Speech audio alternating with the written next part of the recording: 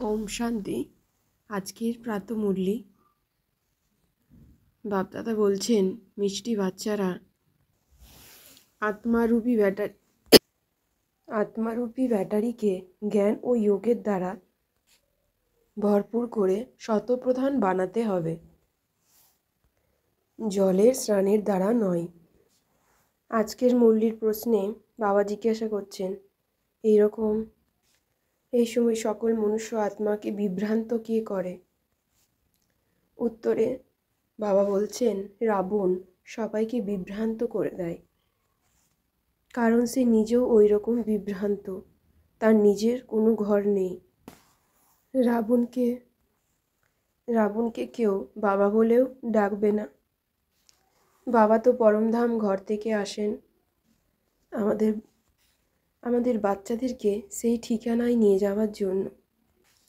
আমরা এখন বাচ্চারা ঘরে ফেরার রাস্তা জেনে গেছি, তাই আর বিভ্রান্ত হয়ে ঘুরে বেড়াই না। ওম শান্তি। আমরা মিষ্টি মিষ্টি বাচ্চারা এখন বুঝতে পেরেছি যে ব্রহ্মা বাবার মধ্যেই শিব বাবা এসেছেন এবং তিনি আমাদের ঘরে ফিরিয়ে নিয়ে যাবেন পরমধাম। সেটাই হলো আমাদের আত্মাদের নিবাস স্থান। আমরা আত্মারা অবশ্যই খুশি হই যে অসীম জগতের বাবা এসে আমাদের সুন্দর সুন্দর ফুল বানাচ্ছেন। এটাকেই বলা হয় যোগ বল অথবা স্মরণের শক্তি। টিচারের যেমন পদমর্যাদা, সেই রকম পদমর্যাদা তিনি অন্যান্য বাচ্চাদেরকেও দেন। আমরা এখন পড়াশোনার দ্বারাই বুঝতে পেরেছি যে আমাদের বাবা একাধারে টিচার এবং সদ্গুরু। আমাদের বাবাই আমাদের টিচার, আমরা তাকে স্মরণ করি। শিব বাবা তিনি কোথায় থাকেন না পরমধামে। শিব বাবাই হলেন সর্বশ্রেষ্ঠ পিতা। সকল আত্মাকে তিনি বাচ্চা বাচ্চা বলেই সম্বোধন করেন।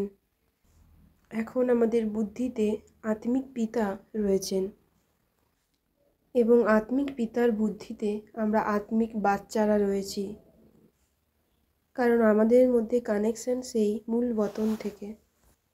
আত্মা পরমাত্মা অনেক দিন আলাদা থেকেছে, ওখানে আত্মারা বাবার সাথে একসঙ্গে থাকে, তারপর নিজের নিজের পার্ট প্লে করার জন্য আলাদা হয়ে যায়।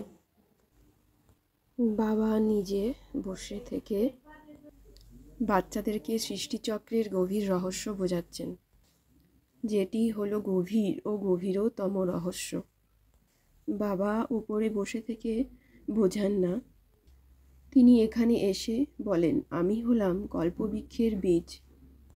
বাবা এসে বলেন, আমি হলাম কল্পবৃক্ষের বীজ। এই মনুষ্য সৃষ্টির বৃক্ষকে কল্পবৃক্ষ বলা হয়। এখন সবাই অজ্ঞান নিদ্রাতে আচ্ছন্ন। বাবা এসে জ্ঞান শুনিয়ে সবাইকে জাগাচ্ছেন। আমরা বাচ্চারা এখন জেগেছি। আমরা জানি যে বাবা আমাদের এখন নিয়ে যেতে এসেছেন। খাঁটি সোনা যেমন 24 ক্যারেটের হয়, বাবা আমাদের এখন 24 ক্যারেটের দুনিয়ায় নিয়ে যেতে চাইছেন। আমাদের আত্মাদেরকে বাবা আমাদের 24 ক্যারেট অর্থাৎ খাঁটি সোনা, খাঁটি গোল্ডেন এজেট বানিয়ে দিচ্ছেন। এগুলো সবই বোঝার বিষয়। যেভাবে আত্মাকে বুঝেছি সেইভাবে বাবাকেও বোঝা যায়। একদিকে আছে কলিযুগ, অন্যদিকে আছে সত্যযুগ, এবং আমরা সঙ্গম যুগে দাঁড়িয়ে আছি। বাচ্চাদেরকে বোঝানো হয় শ্রী লক্ষ্মী ও শ্রী নারায়ণের কম্বাইন্ড রূপকেই চতুর্ভুজ দেখানো হয়। শ্রী মানে শ্রেষ্ঠ। বাচ্চারা আমরা এখন যেসব জ্ঞান শুনছি সেগুলোকেই আমরা মনে রাখি, বাবাকেই স্মরণে রাখি। বাবাই হলেন পতিত পাবন, সর্বশক্তিমান। বাবা আমাদের আকাশ পৃথিবী সব কিছু দিয়েছেন, সমগ্র বিশ্বের রাজত্ব দিয়েছেন। আমরা জানি যে বিকারগ্রস্ত থেকে নির্বিকার এবং নির্বিকার থেকে বিকারগ্রস্ত অসংখ্যবার 84 জন্মের পার্ট প্লে করেছি। আমরা জ্ঞানের তৃতীয় নেত্র দিয়ে নতুন দুনিয়াকে দেখছি। আমরা জানি যে বিষ্ণুর 2 রূপ, লক্ষ্মী এবং নারায়ণ।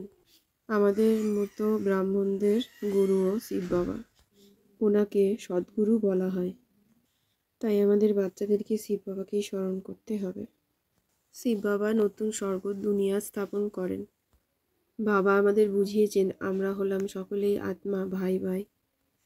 বাবা শ্রেষ্ঠ, অসীম জগতের পিতা। আমরা বাচ্চারা বাবাকে স্মরণ করে অসীম জগতের উত্তরাধিকারী হচ্ছি। আমি আত্মা সদাই মনমনাভব অবস্থায় থেকে বাবাকে স্মরণ করে সর্বদাই নিজেকে আত্মারূপে অনুভব করি। আমি আত্মা বাবাকে স্মরণের দ্বারা আমার খালি ব্যাটারি ভর্তি হয়ে যাচ্ছে। এখন আমরা বাচ্চারা লক্ষ্মীনারায়ণ হওয়ার জন্য পুরুষার্থ করছি। ভগবানকে জাদুকর, রত্নাকর বলা হয় এবং এই জাদুকর যিনি আমাদের এই পুরাতন দুনিয়াকে পরিবর্তন করে হেল থেকে হেভেন, স্বর্গতে পরিণত করেন। আমরা বাচ্চারা সুখ শান্তির উত্তরাধিকারী বাবার কাছ থেকেই প্রাপ্ত করছি। তাই মানুষ এগুলি পেতে চায় ও বাবাকে স্মরণ করে। বাবা আমাদের সহজভাবে জ্ঞান শোনান। বাবাই হলেন আমাদের সকল জ্ঞানের দাতা। বাবা আমাদের শান্তিধামে ও সুখধামে যাওয়ার রাস্তা বলে দেন এবং আমরা এখানে বসে থেকে সেই ঘরকে স্মরণ করি। আমরা বাচ্চারা নিজেকে আত্মা রূপে অনুভব করে বাবাকে স্মরণ করি ও আমাদের শান্তিধাম ঘরকে স্মরণ করি। বাবা এসেছেন আমাদের বাচ্চাদের পড়িয়ে উঁচু পদ প্রাপ্ত করাতে।